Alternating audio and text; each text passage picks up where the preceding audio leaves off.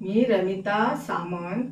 आज मी तुम्हाला माझी आई शालिनी देसाई हिची मेथकूची रेसिपी दाखवत आहे.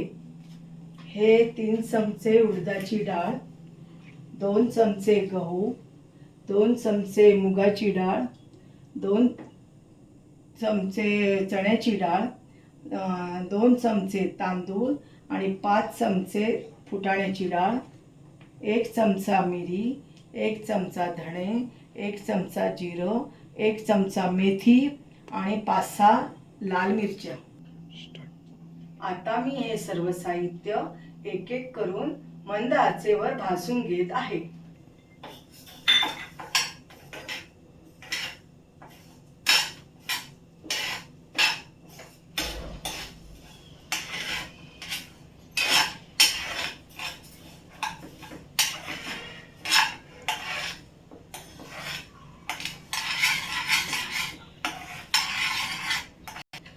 आता मी गहू घालत आहे.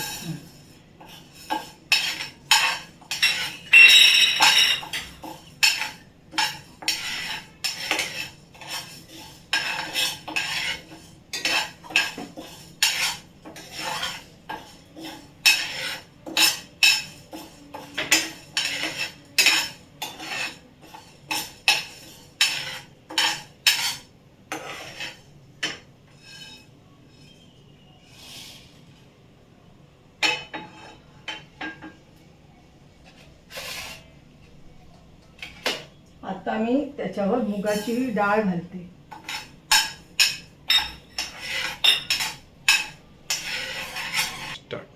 आता मी ही मुगाची डाळ भाजलेली आहे ती ह्याच्यावर ओतते आणि चण्याची डाळ आता ओतत आहे.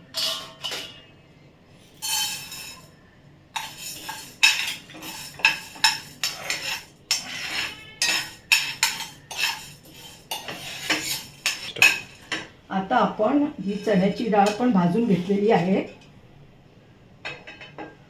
आता हे जे तांदूळ आहेत ना ते आपण मंद आचेवर भाजूया.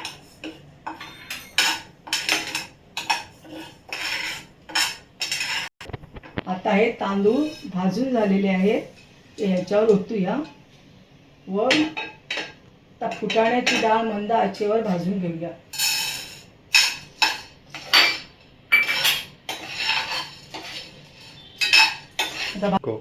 आता ही फुटाण्याची डाळ भाजून झालेली आहे ती मी ह्याच्यावर घालते व हे जे मसाले काढले होते ना धणे मिरी वगैरे ती सगळी भाजून घेते. त्याच्यावर या सुक्या मिरच्या पण घालते.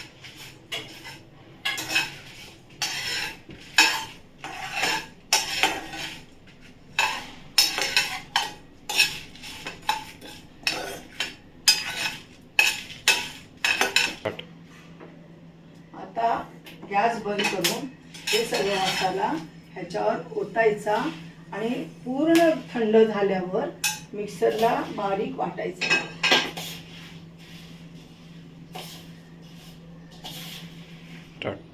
आता हे थंड झालेलं साहित्य मिक्सरच्या भांड्यामध्ये घालून बारीक वाटून घ्यायचं.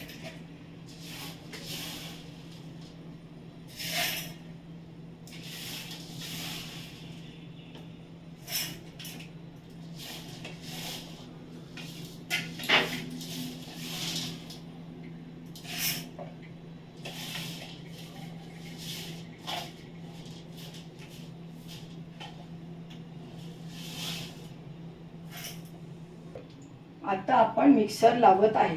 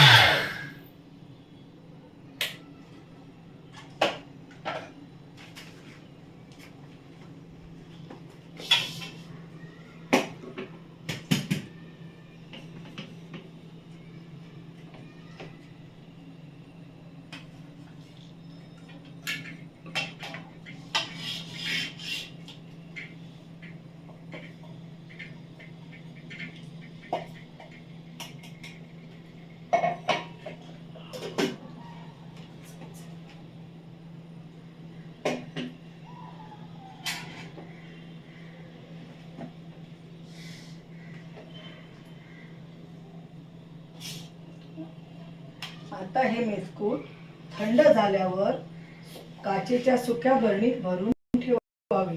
हे 6 महिने चांगले टिकतं आणि हे तब्येतीसाठी सुद्धा आरोग्यासाठी सुद्धा चांगलं आहे. हे भातावर, चपातीवर, भाकरीवर